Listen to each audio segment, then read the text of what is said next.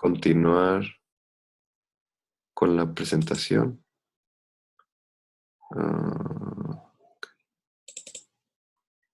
Entonces, bueno, estábamos hablando de las preguntas sobre las cuales iba a partir la reflexión y ya vamos a entrar un poco más de lleno, ¿no?, a la forma discursiva. Él por ahí hace mención de este término muy curioso, que es las técnicas polimorfas del poder, ¿no? Porque dice, era lo que les decía, no estamos buscando esta forma única, unitaria, central de ejercer el poder, sino todas esas variantes ocultas, sutiles, desapercibidas que tiene para, pues, infiltrarse en nuestras vidas cotidianas, ¿no? Y él dice, o se pregunta, ¿cuáles son los canales de distribución, los mecanismos de infiltración y los procesos por los cuales se controla el placer en este caso, ¿no? Aquí en este texto en particular, su arqueología, su método para identificar la, la forma discursiva en particular, está centrada en la sexualidad. Por eso se llama el libro Historia de la Sexualidad. No es una historia común, digamos. Es la historia en el sentido, como lo habíamos platicado, de la genealogía y la arqueología como él la entiende. Entonces aquí la reflexión está volcada al placer, ¿no? De la sexualidad deriva el concepto primario como el placer. Entonces, se pregunta para detectar bien esta forma discursiva, se propone hacer un análisis de las distintas instancias, ¿no? ¿Cuál es la producción discursiva? ¿Cuál es la producción de poderes que se dan en relación con esos discursos? Y, sobre todo, y por lo cual a nosotros nos interesa este tema, es cómo se regulan los procesos de producción del saber, ¿no?, en relación a este placer. Entonces, básicamente, está tejiendo, ¿no?, una economía discursiva que permite entrever cómo se relacionan los aspectos vinculados con el poder, el saber y el placer, ¿no? Es el triángulo que él está aquí aclarando para nosotros. Y lo que nos dice es que en el fondo hay una voluntad de saber, ¿sí?, que moviliza este juego entre poder, saber, placer, y que constituye el impulso primario, la fuente energética, por decirlo así, desde la cual se configura lo que hoy entendemos como la ciencia de la sexualidad, ¿no? Y eso nos hace pasar ya al tercer capítulo. ¿Alguien tiene alguna observación hasta aquí? ¿O algo que quiera compartir? Ok, entonces continuamos. Sí me pueden escuchar, ¿verdad? Sí. Muy bien. Entonces el capítulo 3 habla, se llama Ciencia Sexualis, la ciencia de la sexualidad, y en ella explica cómo es que se forma este tipo de voluntad de saber que configura y constituye la ciencia de la sexualidad, y en la cual, obviamente, el protagonista estelar es el psicoanálisis, ¿no? Que él no lo dice en el libro, pero vamos a ir viendo por qué lo podemos inferir sin mayor problema. Entonces, lo que él nos dice es que este tipo de voluntad de saber está animada particularmente por una necesidad imperiosa de obtener la verdad sobre el sexo, ¿no? esta voluntad de saber está volcado hacia un objeto en particular, que es esta obsesión de arrancarle, dice él, al sexo su verdad, ¿no? ¿Cuál es la verdad de esto que tengo aquí enfrente que me lleva a ciertos pensamientos y ciertas experiencias, digamos, ¿no? Pero hablando del sexo en general.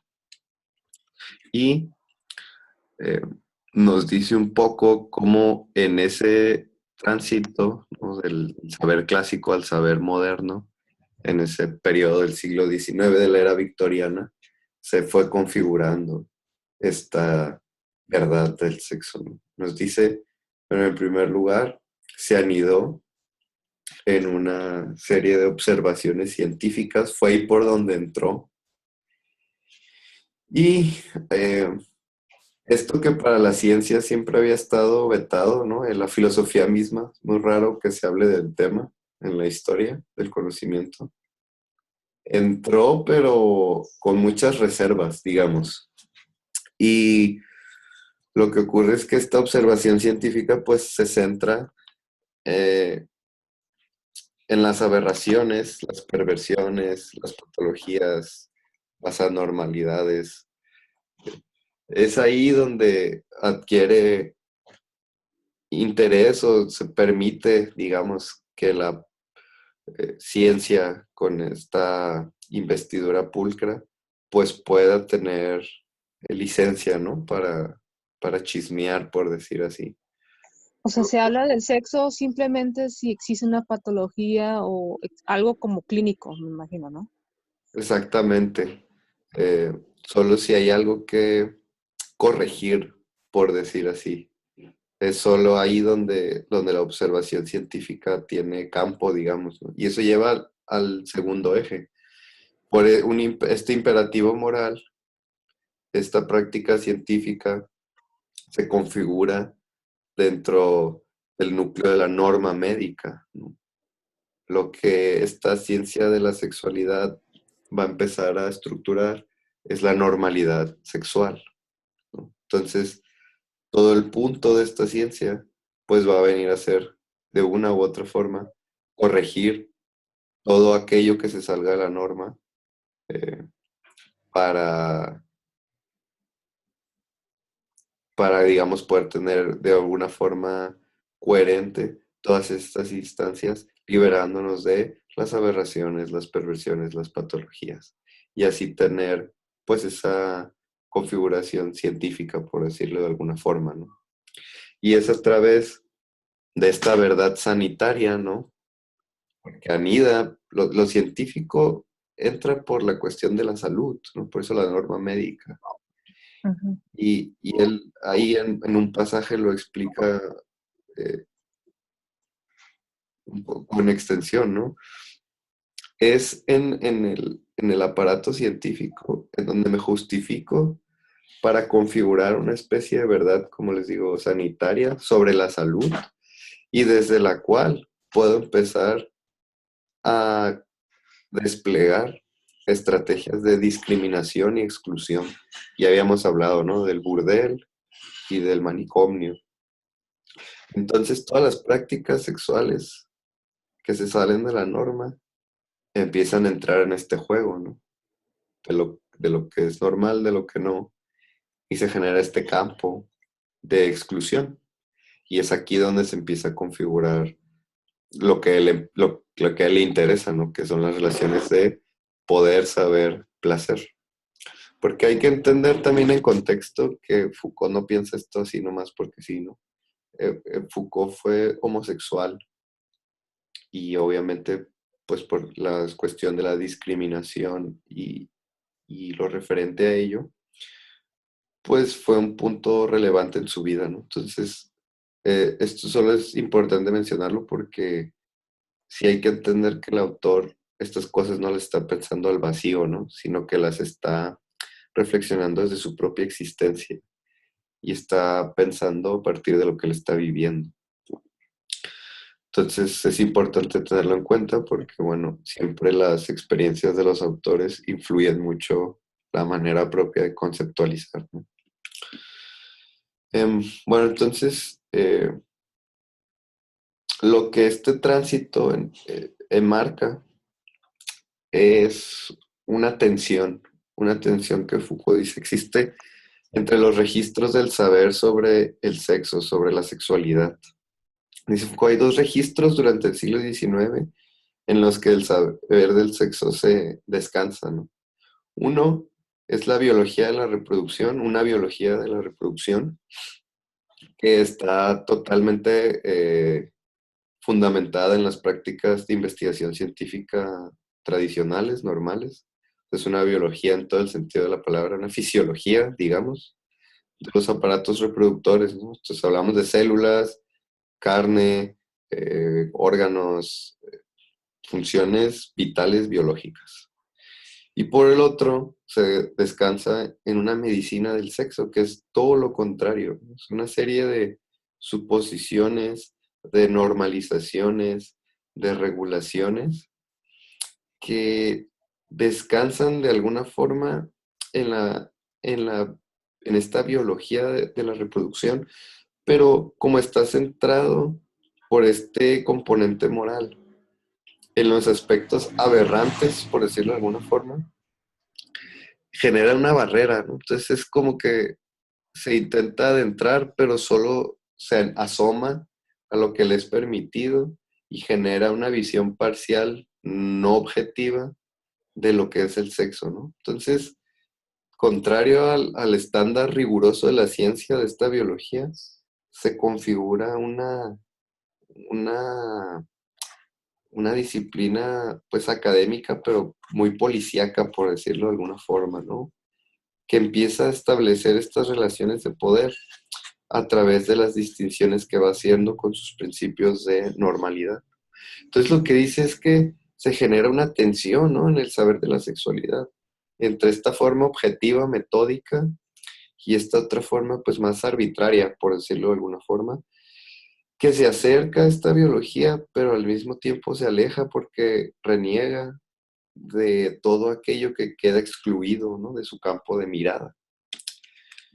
Entonces, esta ciencia del sexo está animada por una voluntad de saber, que es más bien, o al mismo tiempo más bien, una voluntad de no saber, ¿no? O sea, sí quiero saber, pero todavía me da miedo este asunto, entonces me voy a asomar con reserva, ¿no? Solo voy a ver ciertas cosas que mi esquema moral me permita o me dé licencia para Porque él observar. dice que se trata de enmascarar la cuestión, ¿no? Exacto, usa esa palabra precisamente. Ujú.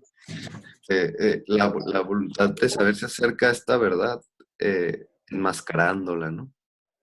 Es el asunto. Pero, dice Foucault, lo relevante no es tanto que estas ciencias, ahora sí, esto sí lo dice él, ser una ciencia hipócrita, ¿no? Que se asoma, pero no se asoma completo. Eso no es lo relevante o lo interesante. Lo interesante es que, como sea, o sea, aunque sea con todas esas reservas, exista. O sea, Que hace existir una verdad, exacto, una presunta verdad.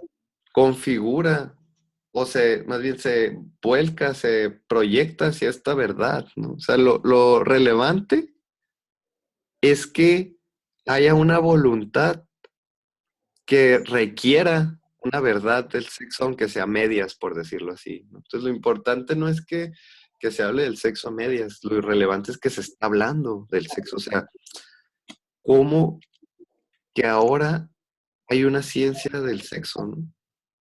Se genera este ciclo. O sea, hay una voluntad de saber a medias, obsesionada con esta verdad del sexo tan avasalladora que llega al grado de configurarle una ciencia, ¿no? O sea, ese es el asunto. O sea, estamos tan necesitados de esa verdad que hasta le vamos a hacer una ciencia, ¿no? La sexología. Y eso es lo que Foucault nos está exponiendo. ¿Qué juegos de poder configuraron esta relación, ¿no?, entre una voluntad de saber no saber, una verdad del sexo y una ciencia del sexo. Es casi como darle una intervención, ¿no? Al sexo, darle como cierto poder a su relato, ¿no? Al discurso de la sexualidad. Precisamente. Es a través de la ciencia darle esta autoridad o esta legitimidad a este discurso que siempre estuvo de fondo, que opera tanto para el enunciado de la prohibición como para el enunciado de la predicación, ¿no? Es como la religión, casi como eso del el pecado, ¿no? Cuando cometes un pecado, vas con el cura, hablas sobre eso y bueno, hay como una respuesta y te dicen, no, sabes qué, reza y ya estás como curado de eso, ¿no? Es más o menos por ahí va eso, el asunto, creo. Precisamente. Nada más que este es el asunto, es lo que está exponiendo Foucault. Lo que antes Ujú. se daba en esa relación religiosa, ahora se da en el terreno de la ciencia, ¿no? En el plano de la ciencia. ¿Sí me explico? Bueno, y es muy paradójico la situación. Creo que ahí, no hablo de lo que piensa Foucault, no hablo de la situación en general de esta emergimiento del discurso de una ciencia sexualis. Es muy paradójico precisamente porque al tener como esta voluntad de no saber y de continuar ignorante, pero y enmascarando los registros que se puede tener acerca del sexo, entonces, porque ¿qué se puede tener, qué registros se pueden tener de ellos si no hay algo que te describa las sensaciones adquiridas de ellos? Si la literatura de la época estaba censurada por un lado, ¿no? Resguardada celosamente, y no se hablaba del tema de una manera en la que la gente lo entendiera tampoco, y la gente no estaba como dispuesta a probar en su propia carne, ¿no? Eran momentos nada más en los que pues la gente lo hacía de cierta manera para desfogarse, pero inmediatamente tenían que entrar de nuevo al discurso con el cual no tenían las palabras para poder abordar el tema. Y aún así se producía una verdad, supuestamente, desde el punto de vista médico. Sí, Pues es dependiendo curioso. la época, ¿no? Me imagino, porque, bueno, dependiendo la época en la que se está hablando, o sea, había un discurso de sexo, pero, por ejemplo, algo más primitivo, ¿no? Lo religioso, o sea, sí se hablaba de sexo, y sí había un discurso sobre eso, pero estaba castrado, por así decirlo, porque era lo prohibido, ¿no? Lo que, o sea, no me quiero dar a entender. Me refiero de que todo esto tiene una relación sobre el poder. Todo esto tiene un dispositivo y todo eso es como, tiene un mecanismo para algo, para un fin, pero ahora la cuestión es ¿para qué fin? Precisamente lo relevante en esta obra en particular es ver, o sea, sí se hablaba de sexo antes, siempre se ha hablado de sexo. La cosa es que no siempre se habla del sexo de la misma forma. Entonces aquí lo que Foucault nos pone en la mesa es cómo a partir del siglo XIX se empieza a hablar del sexo de una cierta forma que no se había hablado antes y que es una forma científica, ¿sí? Y cómo a través de esa forma científica se va desplegando este dispositivo del que tú hablas, ¿no? Estos mecanismos del poder, que es lo que nos interesa a nosotros, porque el psicoanálisis es aquí, en este contexto donde surge, precisamente, y al que incuestionablemente está ligado, que es lo que vamos a dejar para la discusión del final. Entonces, Foucault adelante expone que históricamente se pueden identificar dos procedimientos de producción de la verdad sobre el sexo. Por un lado está la ars erótica, que es una forma de producir verdad sobre el sexo particular de Oriente, o sea, de las culturas no occidentales, y de y de configuraciones de Occidente más antiguas, ¿no? Como la romana o la griega. Y aquí el asunto, la verdad de la arte erótica descansa en el placer mismo, ¿no? La verdad de la arte erótica es la verdad que está en el placer, la verdad de lo que experimentas, de las sensaciones, de sus cualidades, sus intensidades, etc. Y por otro lado, está esta forma particular de Occidente de producir verdad, que es la ciencia de la sexualidad, ¿no? Las ciencias sexuales. Y él nos dice que aquí el mecanismo, la instancia, el dispositivo mediante el cual la ciencia sexualis configura su verdad, produce su verdad sobre el sexo, es la confesión, ¿no? Foucault siempre busca conceptos medulares que engloben de alguna forma todo este sistema complejo y heterogéneo que siempre describe, ¿no? Entonces siempre va a agarrar una palabra para que medie o funcione como centro de todas las demás ideas, ¿no? En este caso, él va a hablar de la confesión, ¿no? La confesión es la noción primaria mediante la cual se van configurando todas las demás formas, versiones, formatos en que la cultura produce su verdad sobre el sexo, ¿no? Entonces él habla de muchas instancias, ¿no? Las confesiones de los padres a los hijos, de los alumnos a los maestros, las confesiones de los amantes, la confesión de incluso la sacerdotal, ¿no? Primero, ¿no? La confesión sacerdotal. Pues con eso inicia, ¿no? Ok. Con la confesión sacerdotal se inicia a articular este dispositivo de la confesión, ¿no? A través de que eh, se instaura de forma obligatoria que uno tiene que confesar los pecados, en particular los concernientes a las prácticas sexuales. Empieza a desenvolverse de múltiples formas este hábito. Entonces, lo que él dice es que toda la verdad occidental, toda la verdad sobre el sexo que produce la cultura occidental está articulada, englobada por eh, esta categoría de la confesión. Y dice, ¿no? Cómo explica cómo de la penitencia sacramental, como decía Yasmín, a través, o sea, por la iglesia, por su aspecto burocrático, pasa al aspecto político-económico, evoluciona hacia procesos más gubernamentales y de ahí, de ese punto intermedio, es que brinca, ¿no? al ámbito pues epistemológico, al ámbito científico y termina convirtiéndose en una ciencia de la sexualidad. O sea, Foucault en el libro, les recomiendo, si no tuvieron oportunidad de leerlo, revísenlo.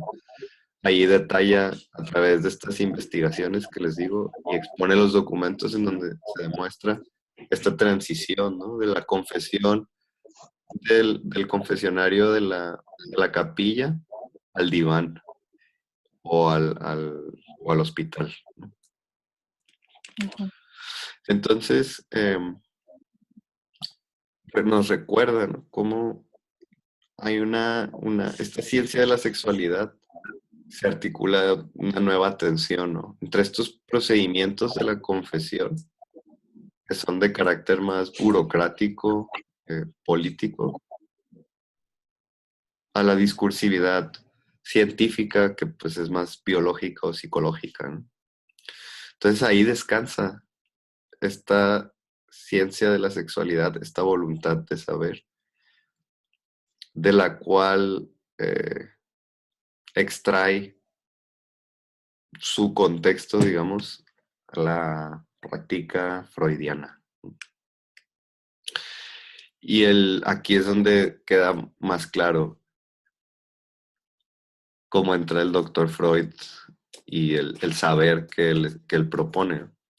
Foucault nos dice que esta construcción social, que es la sexualidad, este objeto de conocimiento configurado institucionalmente, perdón, a través de instituciones y fuerzas de poder que llegan a trastocar la práctica científica y médica, se da a través de ciertos modos de constitución. El primer modo de constitución que expone Foucault es la codificación clínica del hacer hablar, ¿no? A través de ciertos instrumentos clínicos, como los exámenes, las encuestas, las solicitudes para obtener síntomas, se le hace al paciente o al enfermo hablar, ¿no? Se le interpele para que revele o comparta la información que le es solicitada. Entonces es a través de la parte más burocrática y de papelería, por decirlo de alguna forma, que empieza este objeto de la sexualidad a constituirse. El segundo es un postulado de causalidad general y difusa. También lo expone ahí con los documentos. Las teorías son muy infantiles en el sentido, inmaduras sería la palabra, ¿no? Y a todo le adjudican una causalidad a una sexualidad anómala, ¿no? Cualquier desviación fuera, cualquier salida de la norma sexual socialmente aceptada conducía a una serie de patologías y enfermedades o trastornos, ¿no? Entonces, se le atribuyó a la sexualidad toda suerte de causas misteriosas de diferentes patologías o condiciones mentales, ¿no? Por otro lado, se fue constituyendo a través de un principio de latencia intrínseca y en el que nos dice, significa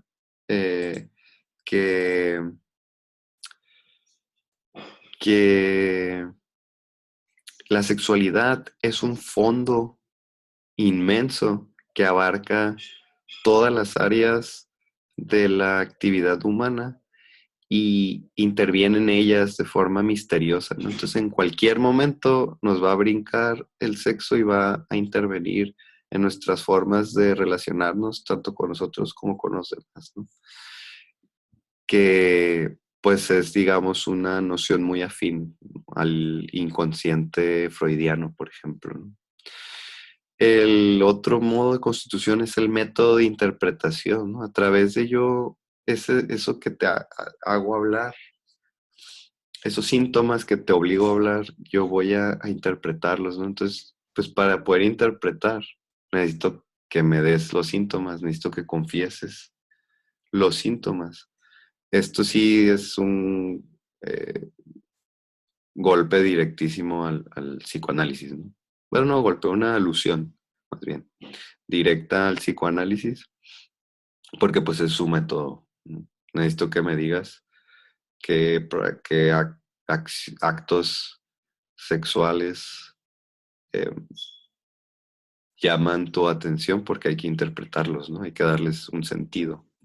Entonces, es a través de estos vías, de estos métodos que este objeto de la sexualidad se va constituyendo.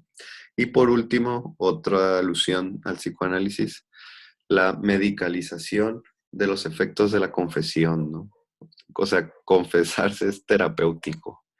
Cuando yo confieso, pues en ello se da la cuestión del análisis, ¿no? A través de esta confesión. Y entonces, a través del sentido que encuentro en ese ejercicio de confesión, pues yo me curo mis trastornos sexuales y demás. Entonces, como Una podemos ver, liberación, ¿no? Casi. pues sí, por decirlo de alguna forma, confesar, ajá, sí, precisamente.